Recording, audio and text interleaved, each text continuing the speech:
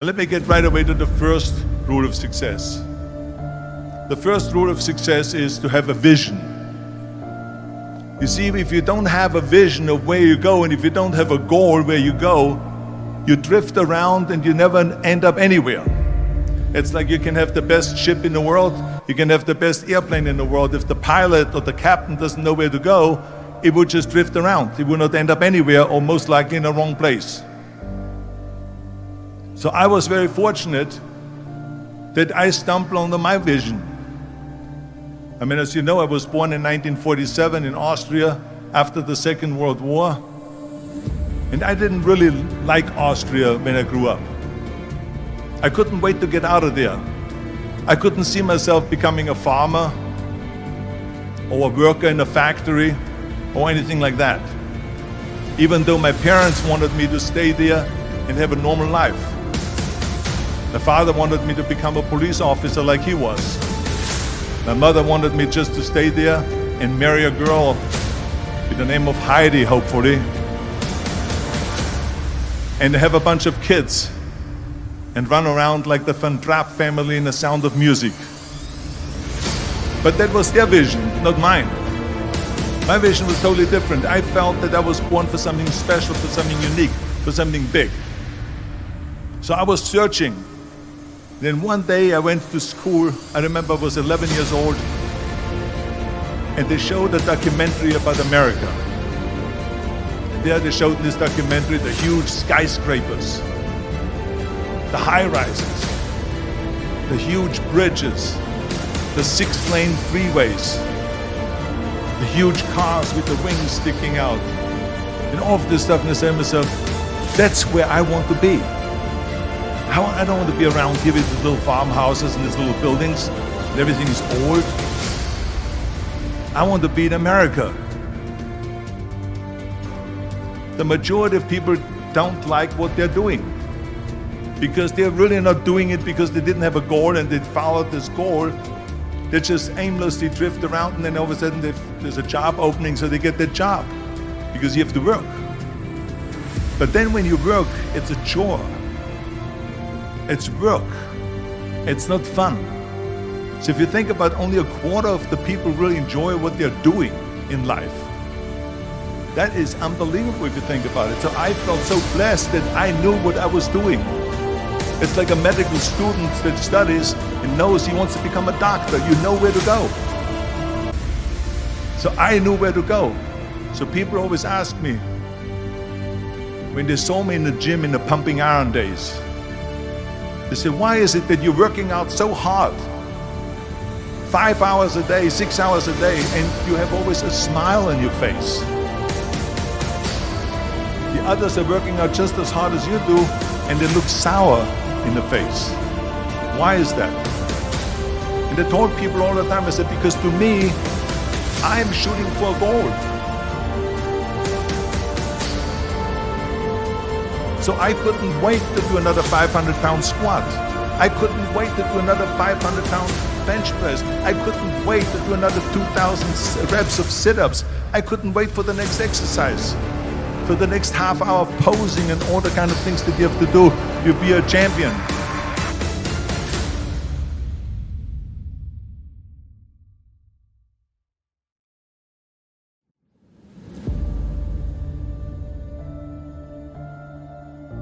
Maybe it has never been done before. That's perfectly fine with me. But I'm gonna do it.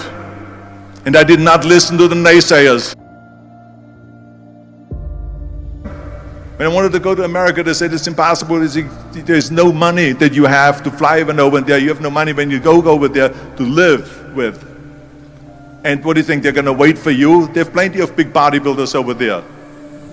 It was all no, and it can't be done, it's impossible. And I remember then the same thing happened also when I'm in the show business.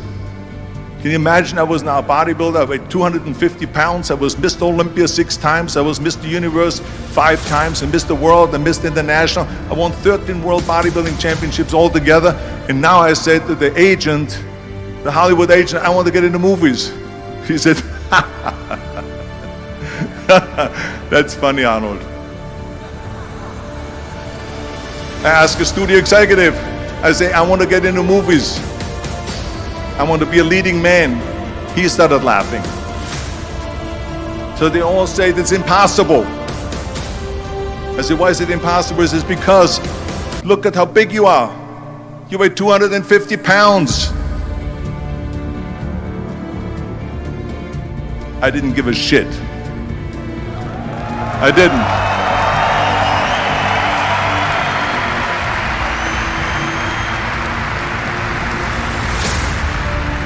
Because I believed that I can be a leading man. I believed that I could be another Clint Eastwood, or another Burt Reynolds, or another Warren Beatty, or whatever those characters were, Charles Bronson and so on. I believed that I could be those people. I said, there's enough room on that ladder that I can fit up there. And I looked back again and learned from what I learned in sports. In my case, in bodybuilding. It's all about the hard work that you put in. I said to myself, in bodybuilding I worked out 5-6 hours a day. I'm going to do the same thing now for acting. And of course I went to college to study English. I studied voice, accent removal, acting classes, and all of this stuff. All day long. I worked and I worked and I worked. And within a short period of time, I made one movie called Hercules in New York, which of course went right into the toilet.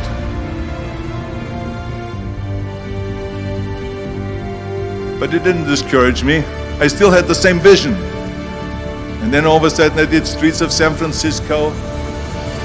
I did Stay Hungry and Pumping Iron and The Villain. And then all of a sudden I was asked by Dino De Laurentiis, the Universal Studio, biggest studio, to star in Conan the Barbarian. And after I did Conan the Barbarian, the director at the press conference said to the press,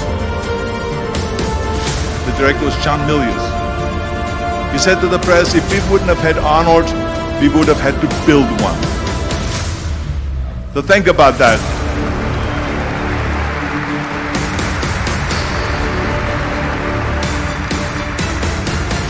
The very body that they said can never be sold because the time is wrong. A few years later, I'm doing Conan the Barbarian, and it was the #1 hit at the box office when it came out in the summer of '82. Think about that. And the director says, if we wouldn't have had his body, we would have had to build one. So all of a sudden, my body became an asset, not a liability. And the same thing was with Terminator. After we were finished filming Terminator, Jim Cameron said to the press, if Arnold wouldn't have had that accent and talked like a machine, I think the movie wouldn't have worked. So think about that. The body and the accent that they attacked was an asset.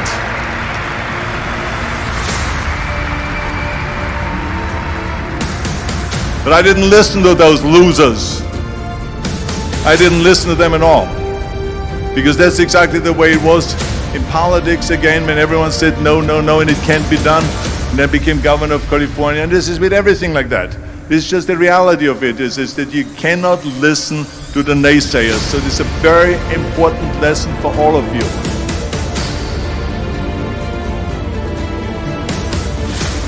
Work your ass off.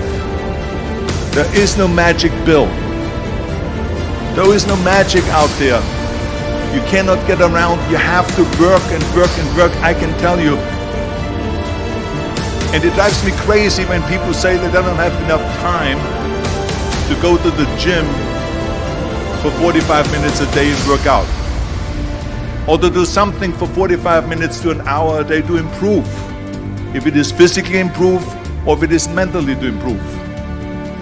Imagine you read 1 hour a day about history. How much you will learn after 365 hours in 1 year.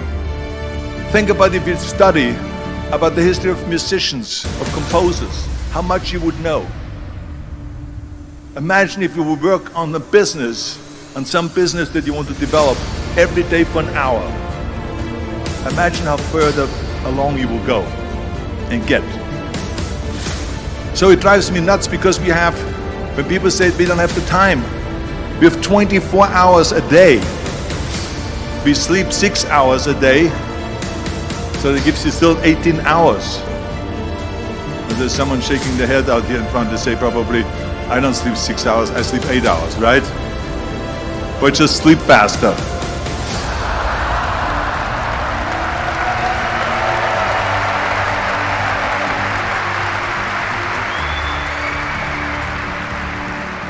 So we have 18 hours a day.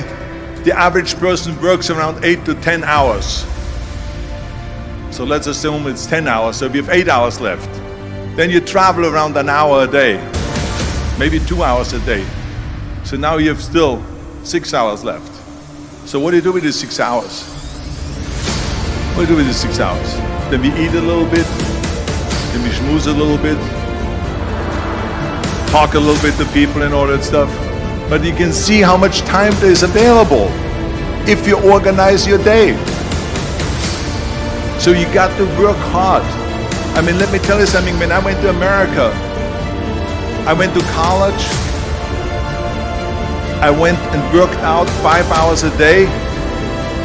And I was working on construction. Because in those days in bodybuilding, there was no money. I didn't have the money for food supplements or anything. So I had to go to work. So I worked on construction. I went to college. I worked out in the gym, and at night from 8 o'clock at night to 12 midnight, I went to acting class 4 times a week. So I did all that. There was not one single minute that I wasted. And this is why I'm standing here today.